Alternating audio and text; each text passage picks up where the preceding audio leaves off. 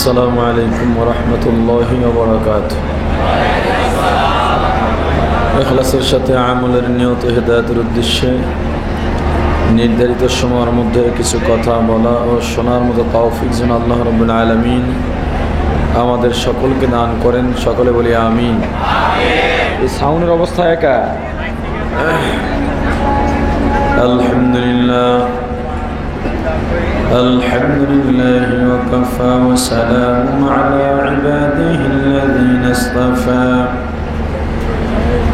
أما بعد فأعوذ بالله من الشيطان الرجيم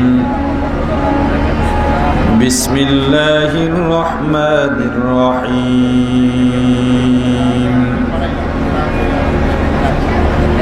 فأما من طغى وآثر الحياة الدنيا فإن الجحيم هي المأوى وأما من خاف مقام ربه ونهى النفس عن الهوى فإن الجنة هي المأوى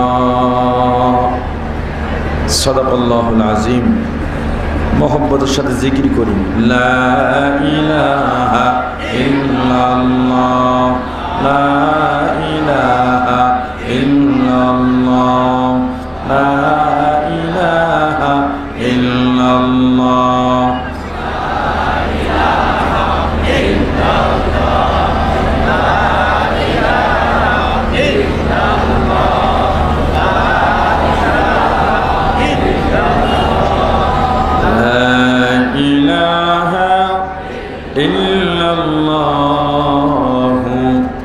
মুহাম্মাদুর রাসূলুল্লাহ হামদ বিহাদ बर खुदाए पाकरा आके इमादद मुश्तका करा आके दर दमदमिद रूह राहो दादा अस तूफान जतो नूहरा आके ना करद कहरश बादरो ता सजाए करद पम्मे आदना आके लुत्फे खैशरा इजहार करद बाखलील अशनार रागुल जार करद ला इलाहा इल्लल्लाह ला इलाहा इल्लल्लाह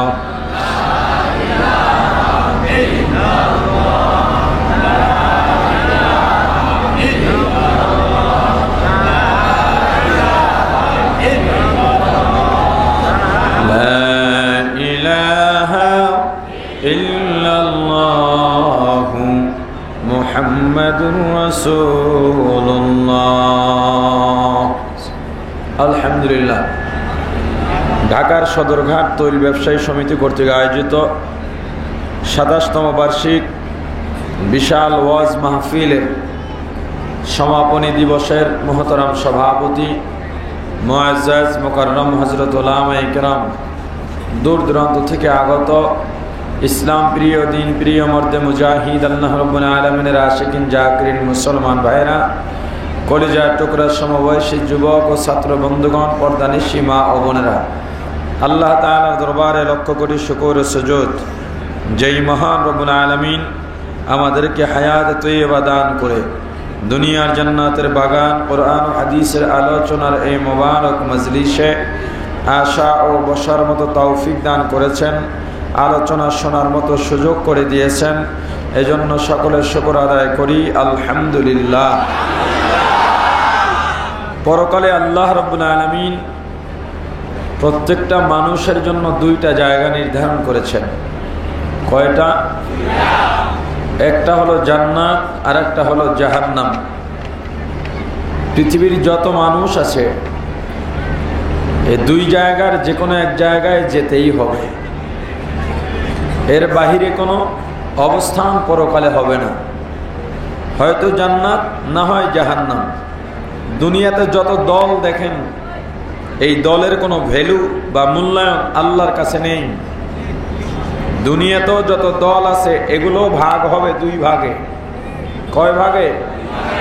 একটা হবে হক আর একটা হবে, আপনার ইচ্ছা থাকুক বা না থাকুক এই যে কোনো এক দলে আপনি শামিল হবেন।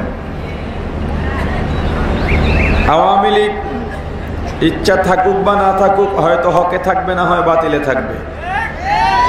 বিএনপি তাদের ইচ্ছা মতো যেতে পারবে না, তাদের কর্মকাণ্ডের কারণে হয়তো হকে যাবে, না হয় চরমনাই তবলিগ যত দল আছে, যত গোষ্ঠী আছে, যত পীর আছে, যত মানুষ আছে, যত গোত্র আছে, সব দুই ভাগে ভাগ হবে।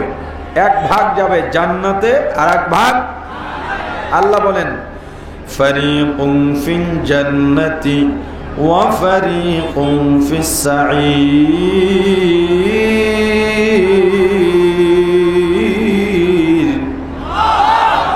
আল্লাহ পৃথিবীর মানুষকে দুটো ভাগ করবেন, এরপরে এক ভাগ যাবে জান্নাতে আর এক ভাগ যাবে জাহান্নামে। জান্নাত এক কথায় পরিচয় দিচ্ছি, শান্তির এক বালাখানা। কেমন শান্তি? সারা পৃথিবীর সুখ শান্তি যদি এক জায়গায় করা হয় জান্নাতের যাররা শান্তির সমান হবে না। জাহান্নাম পূর্ণ বিপরীত, জান্নাতের বিপরীত হলো জাহান্নাম। জাহান্নাম কষ্টদায়ক জায়গা, যন্ত্রণাদায়ক জায়গা। কেমন যন্ত্রণা? সারা পৃথিবীর সকল দুঃখ যন্ত্রণা যদি এক জায়গায় করা হয় জাহান্নামের যাররা শাস্তির সমান হবে না। আমরা জান্নাত চাই না, জাহান্নাম চাই। সবাই বলি কোন কোন কাজ দুনিয়ার মধ্যে করলে পরকালে জান্নাত ঠিকানা হবে, কোন কোন কাজ করলে পরকালে জাহান্নাম ঠিকানা হবে। আমি যে আয়াত কারিমাগুলো তেলাওয়াত করেছি আল্লাহ রাব্বুল আলামিন আয়াত কারিমার মধ্যে এ সম্পর্কেই আলোচনা করেছেন। আল্লাহ বলেন যাদের মধ্যে দুইটা গুণ পাওয়া যাবে, ভালো গুণ, এদের ঠিকানা হবে জান্নাত। আর যাদের মধ্যে দুইটা বদ খাসলাত পাওয়া যাবে এদের ঠিকানা হবে জাহান্নাম। আমরা জান্নাতি গুণ অর্জন করতে চাই না জাহান্নামী। জান্নাতীদের দুইটা গুণ, জাহান্নামীদের দুইটা বদ খাসলাত। জাহান্নামীদের দুই বদ খাসলাতের এক নাম্বার আম্মা মান তাগা, যারা সীমা লঙ্ঘন করে। এক নাম্বার জাহান্নামীদের দুই বদ খাসলাতের এক বদ খাসলাত হলো যারা সীমা লঙ্ঘন করে। এদিকে খেয়াল দেন সবাই, সীমা লঙ্ঘনকারীর ঠিকানা জান্নাত না জাহান্নাম? জোরে বলেন, কে বলেছেন? সীমা লঙ্ঘন অনেক ভাবে হতে পারে, সীমা লঙ্ঘনের অনেক পদ্ধতি থাকতে পারে। আমি এই সীমা লঙ্ঘনের উপরে আমার নির্ধারিত সময়ের মধ্যে কিছু আলোচনা করার ইচ্ছা পোষণ করছি, বাকি আল্লাহ পাকের ইচ্ছা। অনেকগুলি সীমা লঙ্ঘন পদ্ধতির, সীমা লঙ্ঘনের অনেকগুলি পদ্ধতির এক পদ্ধতি, সন্তান সুযোগ পেয়ে বাবার পকেটে হাত ঢুকায় টাকা চুরি করার জন্য, কিন্তু বাবার হাতে ধরা পড়ে যায়, বাবার কাছে ক্ষমা চায়। বাবা, জীবনের প্রথম তোমার পকেটে হাত দিলাম, ক্ষমা চাই, মাপ চাই, আর কোনোদিন হবে না। বাবা বলেন যা সন্তান যা, আর কোনোদিন অন্যায় করবি না, পকেটে হাত দিবি না, টাকা চুরি করবি না। সন্তান তওবা করে চলে গেল। কয়েকদিন পর আবার যখন সুযোগ পায় তওবার কথা ভুলে গেল। আবার বাবার পকেটে হাত ঢুকায়, আবার বাবার কাছে ধরা পড়ে যায়, আবারও বাবার কাছে ক্ষমা চায়, বাবা দ্বিতীয়বারের মতো ভুল হয়ে গেছে, ক্ষমা করে দাও, মাফ করে দাও। বাবা সন্তানকে আবার মাফ করে দিলেন, কিন্তু কয়েকদিন পর আবার যখন সন্তান সুযোগ পায় আবার বাবার পকেটে হাত ঢুকায়, চিন্তা করলো এবার বুঝি আর ধরা পড়ব না। যদিও ধরা পড়ে চিন্তা নাই, কারণ বাবার কাছে তো ক্ষমা চাইলেই ক্ষমা পাওয়া যায়। এ চিন্তা করে বাবার পকেটে আবার হাত ঢুকায়, কিন্তু এবারও বাবার হাতে ধরা পড়ে যায়। আবারও বাবার কাছে আগের মতো ক্ষমা চায়, বাবা মাফ করে দাও, ভুল করেছি বাবা। কিন্তু বাবা বলেন না, এ সন্তান ক্ষমা করা হবে না, সীমা লঙ্ঘন করছো, আর ক্ষমা করবো না, চল সন্তান চল, পুলিশ রিমান্ডে নিয়ে যাব, থানায় দিয়ে আসবো। সন্তান চোখের পানি ছেড়ে কান্দে আর বলে, বাবা সন্তানের জন্য বাবা জীবন দিতে পারে, বাবা না খেয়ে সন্তানকে খাওয়ায়। ও বাবা, তোমার কি জানা নাই পুলিশ রিমান্ডে যদি তোমার সন্তানকে দেওয়া হয়, পুলিশ রিমান্ডে ভালো জায়গা নয়। পুলিশ রিমান্ডে দেওয়ার পরে তোমার সন্তান পুলিশের অত্যাচার নির্যাতনে ক্ষতবিক্ষত হয়ে যাবে, শরীরটা রক্তে রঞ্জিত হয়ে যাবে। তুমি বাবা হয়ে সন্তানের এমন করুণ পরিণতি কিভাবে সহ্য করবা? বাবা জবাব দিয়ে বলেন, যা বলছো সত্য বলছো। এ সন্তান, সন্তানের জন্য বাবা জীবন দিতে পারে, সন্তান বাবা না খেয়ে সন্তানকে খাওয়ায়, কিন্তু বাবা আজকে তো ক্ষমা করতে পারবো না, তোকে তো বিশ্বাস নাই, আজকে যদি ক্ষমা করা হয় আগামীকালকে অন্যের কপালে পিস্তল ঠেকাবি, অন্যের পেটে ছুরি ঢুকাবি, তখন আমি বাবাকেও তোর সাথে পুলিশ রিমান্ডে যাওয়া লাগবে। ও মুসলমান, ওয়াজের ময়দানে গিয়া, জুমার মসজিদে যাইয়া, পীর মাশায়েখের দরবারে যাইয়া, দরবারে যাইয়া, উলামায়ে কিরামের দরবারে যাইয়া জানতে পারলাম একটা মিথ্যা কথা বললে একটা কবিরা গুনাহ হয়। একটা কবিরা গুনার জন্য কমপক্ষে ৭,০০০ বছর জাহান্নাম।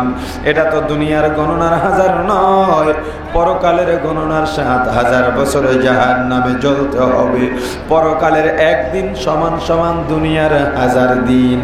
ও মুসলমান, আল্লাহর দরবারে তওবা করলাম, আল্লাহ মাপ চাই, ক্ষমা চাই, জীবনে আর মিথ্যা বলবো না, বেপরদায় চলবো না। আল্লাহ বলেন, যা সন্তান মাফ করে দিলাম, ক্ষমা করে দিলাম, আর কোনো সময় অন্যায় করবি না। কিন্তু দ্বিতীয়বার আবার যখন সুযোগ পাইলাম, তওবার কথা ভুলে গেলাম, আবারও মিথ্যা বললাম, আবারও গুনাহ করলাম, আবারও আল্লাহর কাছে মাফ চাইলাম, আল্লাহ মাফ করে দাও, মাফ করে দাও। তোমার নাম তো রহমান, তোমার নাম রহিম। ইয়া ইলাহি তু মেরা গফফার হায়, या इलाही तू मेरा सत्तार है, या इलाही तू मेरा रहमान है, या इलाही तू मेरा रहीम है। আল্লাহ মাফ করে দাও, মাফ করে দাও। তোমার নাম রহমান, তোমার নাম রহিম, তোমার দয়া বড় দয়া রে আল্লাহ। আয় আল্লাহ, তোমার দয়া ছাড়া উপায় নাই রে মালিক। আল্লাহ বলেন, যা বান্দা মাফ করে দিলাম, আমি আল্লাহ দয়ার সাগরের বান্দা, আর কোনদিন অন্যায় করবি না, সীমা লঙ্ঘন করবি না। কিন্তু আবার যখন সুযোগ পাইলাম, আবার অন্যায় করলাম, গুনাহ করলাম, আবার আল্লাহর দরবারে মাফ চাইলাম, আল্লাহ এবারও ভুল হয়েছে, মাফ করে দাও। কিন্তু আল্লাহ বলেন, না না, ফাইন্নাল জাহিমা হিয়াল মাওয়া, ও সীমা লঙ্ঘনকারী, তোর জন্য ঠিকানা হলো জাহান্নাম। আল্লাহর দরবারে কাঁদলাম আর বললাম, আল্লাহ আপনার তো ছেলে নাই, মেয়ে নাই, স্ত্রী নাই, মা নাই, বাবা নাই, ভাই নাই, বোন নাই, একমাত্র আদরের বান্দা, লাম ইয়ালিদ ওয়া লাম ইউলাদ, লা জিদ্দা ওয়ালা নিদ্দা ওয়ালা হাদ্দা লিমাউলা, লা জিদ্দা ওয়ালা নিদ্দা ওয়ালা হাদ্দা লিমাউলা, আল আনা কামা কানা ওয়া লাম ইয়ালকা যাওয়ালা।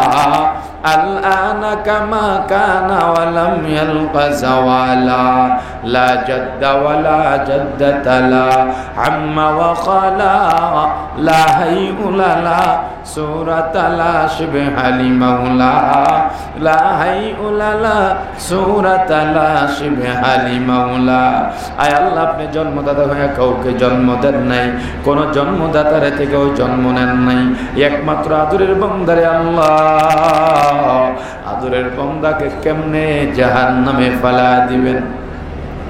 আল্লাহ বলেন বান্দা সত্য বলছো, সত্য বলছো, আমি আল্লাহর স্ত্রী নাই, সন্তান নাই, মা নাই, বাবা নাই, আমি আল্লাহ কারো থেকে জন্ম নেই নাই, কাউকে আমি আল্লাহ জন্ম দেই নাই। ওয়ালাম ইয়াকুল লাহু কুফুয়ান আহাদ, আমি আল্লাহর সমকক্ষ দুনিয়ার মধ্যে কেউ নাই, আমি আল্লাহ দুনিয়ার সমস্ত দোষ ত্রুটি থেকে মুক্ত, একমাত্র আদরের বান্দা। ও বান্দা তোমাকে আমি কতটা ভালোবাসি। মা বাবা সন্তানের জন্য জীবন দিতে প্রস্তুত হয়, মা বাবার জন্য সন্তান পাগল, মা বাবার জন্য সন্তান পাগল, সন্তানের জন্য মা বাবা পাগল, ভাই ভাইয়ের জন্য পাগল, বন্ধু বন্ধুর জন্য পাগল। সারা পৃথিবীর যত মায়া আছে সব মায়া ভালোবাসা যদি এক জায়গায় করা হয়, বান্দার প্রতি আমার মায়ার পরিমাণ তার চাইতে হাজার হাজার কোটি গুণে বেশি। ও বান্দা তবে কি করব বল? আমি আল্লাহ তো কারো কাছে ঠেকানোই, আমি আল্লাহ আল্লাহুস সামাদ, আমি আল্লাহ বেনিয়াজ, আমি আল্লাহ ওয়ামুকাবেক্ষী, আমি আল্লাহ বেপরোয়া, আমি আল্লাহ কারো কাছে ঠেকানোই, দুনিয়ার সবাই আমি আল্লাহর কাছে ঠেকা। আমরা কার কাছে ঠেকা? নাকি আল্লাহ আমাদের কাছে ঠেকা? তাহলে ও নামাজি মাঝে মাঝে এমন কথা কেন বলো? নামাজ পড়ো মনে হয় আল্লাহ তোমার কাছে ঠেকায় জন্য নামাজ পড়া। দোকানের সামনে কাস্টমার জমা হয়ে গেছে, দোকানদার বলে নামাজের সময় নাই, জামাত হয়ে যাক, আমি পরে পরে নিব। তুমি নামাজের কাছে ঠেকা না নামাজ তোমার কাছে ঠেকা? পর্দার কথা বললে কেন বলো? এই জমানায় কি এত পর্দা করা সম্ভব? মনে হয় পর্দা তোমার কাছে ঠেকা, তুমি পর্দার কাছে ঠেকা নও। না না, মানুষগুলো আমলের মুখাপেক্ষী, মানুষ আমলের কাছে ঠেকা, মানুষ আল্লাহর কাছে ঠেকা, আল্লাহ কারো কাছে ঠেকা নন। ভাইরা আমার, আল্লাহ বলেন বান্দা আমি আল্লাহ কারো কাছে ঠেকা নই। এ বান্দা বারবার তওবা করবি, আবার তওবা ভঙ্গ করবি, আমি আল্লাহ ঠেকা নই যে বারবার তোর তওবা কবুল করব না। না, আমি আল্লাহ ধোঁকাবাজকে পছন্দ করি না। বান্দা যদি তওবা করতে চাও তওবা করো, তওবা করার মতো করো, একবার খাস তওবা করো। খাস তওবা কাকে বলে জানো? একবার তওবা করলাম আল্লাহ জীবনে মিথ্যা বলবো না, মরণের আগে আর মিথ্যা বলা যাবে না। তওবা করলাম আল্লাহ মিথ্যা বলবো না, মরণের আগে আবার তওবা করলাম, আমার তওবা ভঙ্গ হয়ে গেল, খাস তওবা আর থাকলো না, আপনি আমি আল্লাহর কাছে ধোঁকাবাজ হয়ে গেলাম। আল্লাহ বলেন ফাইনাল জাহিমা হিয়াল মাওয়া। তবে আল্লাহ একটা আশার বাণী দিছেন। আল্লাহ ডাক দিয়া বলেন বান্দা তোর জন্য এখন একটা দরজা খোলা আছে, দরজাটার নাম আল্লাহর রহমতের দরজা। কিসের দরজা? জোরে বলেন। রহমতের দরজার পাওয়ার আছে না নাই? আল্লাহর রহমতের পাওয়ার আছে না নাই? আপনার আমার হাতে পায়ে রশি লাগাইয়া কেউ যদি সদরঘাট নদীর মধ্যে ছেড়ে দেয়, আর যদি বলে খবরদার তোমার শরীর যেন না ভিজে, পানি না লাগে, সম্ভব নাকি? কথা বলেন না কেন?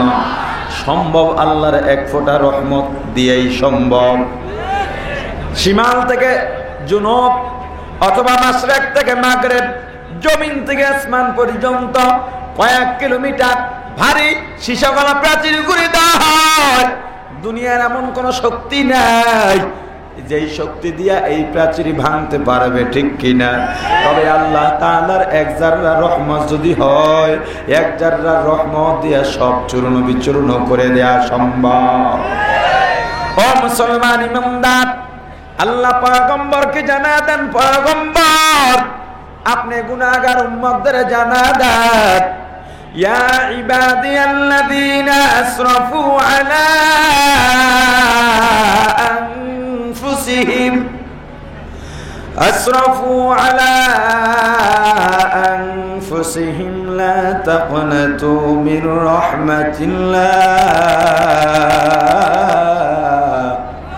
مغفرت رد امید از لطف تو যাকে কদ ফরমুদায় লা তাকনাতু। ও পয়গম্বর আপনার উম্মতদেরকে জানা দেন, হে গুনাহগার উম্মত, এখনো একটা দরজা তোমার জন্য খোলা আছে।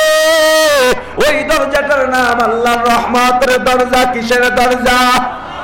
ও বান্দা, গুনার জন্য অনুতপ্ত হইয়া আল্লাহর দরবারে যদি দুইটা ফোঁটা চোখের পানি ছাড়তে পারো গোলাম, আল্লাহ রাব্বুল আলামিন একবার যদি তোমার চোখের পানি কবুল করে ফেলায়, আল্লাহর রহমতের দরজা যদি তোমার জন্য খুলে দেন, তোমার গুনাহগুলো মাফ হবে। শুধু তাই নয়, বরং গুনাহগুলো আল্লাহ চাইলে নেক দিয়া পরিবর্তন করে দিতে পারে। পয়গম্বর মুসা আলাইহিস সালাতু ওয়াস সালামের জামানায় মিশরের মধ্যে বৃষ্টি নাই, পানির অভাবে জমিনগুলো ফেটে চৌচির হয়ে গেছে, ফসলগুলো পুরে বর্ষ হয়ে গেছে, নারী পুরুষ বৃদ্ধ জওয়ান পানির বিবাজায় ছটফট করতেছে। পয়গম্বর মুসা আলাইহিস সালাতু ওয়াস সালাম মুসলমান উম্মতদের নিয়ে একটা দোয়ার আয়োজন করলেন, যেই দোয়ার মাধ্যমে আল্লাহ বৃষ্টি বর্ষণ করবেন। আল্লাহ পয়গম্বরকে জানায় দিলেন, পয়গম্বর যতই দোয়ার আয়োজন করো না কেন, আমি আল্লাহ মিশরের জমিনে বৃষ্টি দিব না। কারণ তোমার দোয়ার মজলিসের মধ্যে এমন একজন ব্যক্তি আছে যিনি জিনাকার। ওই জিনাকারকে যদি না উঠা দাও, আমি আল্লাহ মিশরের মধ্যে বৃষ্টি দিব না। পয়গম্বর গুসা করে সবাইকে ডাক দিয়া বললেন, কে আছো জিনাকার, উঠে যাও, উঠে যাও। তুমি যদি না উঠো আল্লাহ বৃষ্টি দিবেন না, আর যদি না উঠো আল্লাহ তোমাকে চিহ্নিত করে দিবেন। জেনাকারের খবর হয়ে গেছে। এলাকার মানুষ কত সম্মান করত, কত মর্যাদা দিত। মানুষ তো জানে না আমি এত বড় পাপী, এত বড় গুনাহগার। মানুষ তো জানে না আমি এত বড় অপদার্থ। আমাকে দেখলে মানুষ সালাম দিত, চেয়ার ছেড়ে দাঁড়িয়ে দিত, আমাকে বসার জন্য দিত। কোন বিচার ব্যবস্থা হইলে সবাই আমাকে মুরব্বি মানত। কিন্তু আমি এত বড় গুনাহগার কেউ জানে না রে মালিক। এখন যদি এখান থেকে উঠে যাই সবাই আমার দিকে তাকায় থাকবে। যারা আমাকে সালাম দিত, যারা আমার সামনে মাথা নত করে কথা বলতো, তারা লজ্জা দিবে, থুতু মারবে। আর যদি এখান থেকে অনেক দূরেও চলে যাই, কারণ আমি যদি না উঠি পয়গম্বরের মাধ্যমে আল্লাহ আমাকে চিহ্নিত করে দিবেন। চিহ্নিত করে দেওয়ার পরে অন্য এলাকার মধ্যে যদি যাই যেখানে আমাকে কেউ চিনে না, কিন্তু সেই জায়গাও তো আল্লাহর জায়গা। আল্লাহ যদি বলেন বান্দা এখানেও থাকতে পারবি না, পারবি না, আমার যাওয়ার জায়গা নাই, যাওয়ার জায়গা নেই। জিনাকার চিন্তা করলো আল্লাহর দরবারে চোখের পানি ছেড়ে কাঁদবো। চোখের পানিও ছাড়তে পারে না, কারণ আশপাশের মানুষ যদি দেখতে পায় সন্দেহ করবে। কলিজাটা ফেটে যায়, অন্তরটা দুঃখে ফেটে যায়।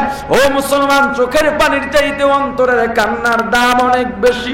চোখের পানির চাইতে অন্তরের আফসোসের দাম অনেক বেশি। জিনাকার অন্তর দিয়া আল্লাহর সাথে লাইন লাগা দিছে। কান্দার বলে, আল্লাহ এখান থেকে যেখানে যাব সেটাও তো তোমার জমিন রে আল্লাহ। আয় আল্লাহ, তোমার জমিন ছেড়ে যাওয়ার জায়গা নাই। আল্লাহ জিনা করছি, মাবুদ গো আমার মতো গুনাহগার কেউ নাই। ও মুসলমান, কয়দিন নিজের গুনার জন্য অনুতপ্ত হইছ? একদিনও তো অনুতপ্ত হও নাই। গভীর রাত, গভীর রাত, রাত যখন গভীর হয়ে যায়, আশপাশ কেউ নাই, অন্ধকার রাত, শীত হোক গরম হোক, সুন্দরভাবে তুমি ওযু বানাইয়া জানামাজ বিছাইয়া আল্লাহর দরবারে চোখের পানি ছেড়ে যদি কাঁদতে পারতা, ও মুসলমান, কান্নার মধ্যে এত মজা পৃথিবীতে অন্য কোথাও এত মজা নাই। গুনার জন্য অনুতপ্ত হইয়া কান্নার মধ্যে এত মজা, কোনদিন গুনার জন্য অনুতপ্ত হইয়া কান্দো নাই, মজা কেমনে পাইবা? ও মুসলমান, যারা একবার কান্নায় মজা পাইছে তারা তো দৈনিক রাতে উঠে আল্লাহকে ডাকে আর কান্দে, ঠিক কিনা? আর জোরে বলেন ঠিক কিনা? ও মুসলমান ইমানদার, অন্তরটাকে নরম বানায় কয়েকদিন জিকিরের মধ্যে বসরে আল্লাহর গোলাম। একটা দিনও গুনার জন্য অনুতপ্ত হওয়া নাই, আল্লাহর দরবারে কান্দ নাই। গভীর রাতে জেগে আল্লাহর দরবারে যদি কান্দার বলতো, আল্লাহ আমার তো কিচ্ছু নাই, সব নাফরমানি দিয়া জীবনটা ভরে ফেলেছি রে মালিক, আসমান থেকে জমিন পর্যন্ত ফাঁকা জায়গাটা আমার গুনাহ দিয়া ভরা রে আল্লাহ, পাহাড় সম গুনাহ করছি রে আল্লাহ, সাগরের পানির ফেনার পরিমাণ গুনাহ করছি রে মালিক, নাজাত পাওয়ার কোনো উপায় নেই, তোমার দয়া ছাড়া নাজাত পাওয়া যাবে না। সন্তান যদি মা বাবার সাথে অন্যায় করে, মা বাবা সন্তানকে রাগ করে ঘর থেকে বের করে দেন, দরজাটা ভিতর থেকে লাগা দেন, সন্তান বন্ধু বান্ধবের সাথে খেলাধুলায় মত্ত হয়, সন্তান যখন খেলাধুলা করতে করতে সন্ধ্যা হয়ে গেছে, ডানে বামে সামনে পিছনে তাকায় দেখে বন্ধু বান্ধব কেউ নাই, সবাই যার যার মতো যার যার গন্তব্যে চলে গেছে। সন্তান চিন্তা করলো, এতক্ষণ যারা আমাকে ব্যবহার করেছে শুধুমাত্র আমাকে তারা খেলাধুলার জন্য ব্যবহার করেছে, এখন সন্ধ্যা হয়ে গেছে, কেউ আমাকে জায়গাও দিল না, কেউ আমাকে ডাকলো না, কারো বাড়িতে নিল না, অথচ সন্ধ্যা হয়ে গেছে, সূর্যাস্ত গেছে, এখন তো জঙ্গল থেকে হিংস্র প্রাণী আসবে, এই সময় আমার আপন যেহেতু কেউ নাই, তাহলে আমার আপন একমাত্র আমার মা বাবা, যদি যেতে হয় মা বাবার কাছেই যেতে হবে। সন্তান সন্ধ্যার পরে মা বাবার দরজার সামনে চলে গেছে, ঘরের মধ্যে আস্তে আস্তে নক করে আর ডাকে, মা গো দরজাটা খোলো, মা দরজাটা খোলো।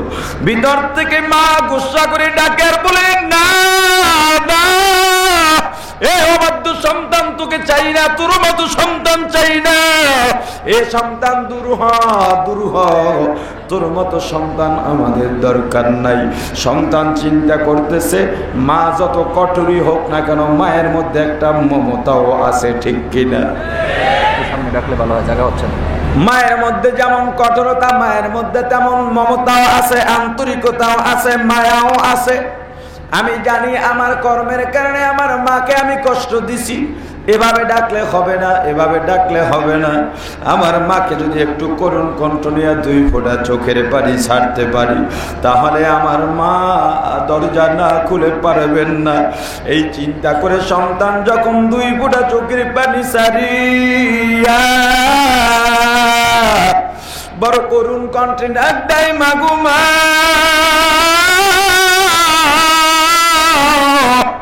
ও মা দরজাটা খুলে দাও গো মা, যদি দরজা না খুলো জঙ্গল থেকে হিংস্র প্রাণী এসে তোমার সন্তানকে নিয়ে যাবে, তোমার সন্তানকে যদি নিয়ে যায় গো মা,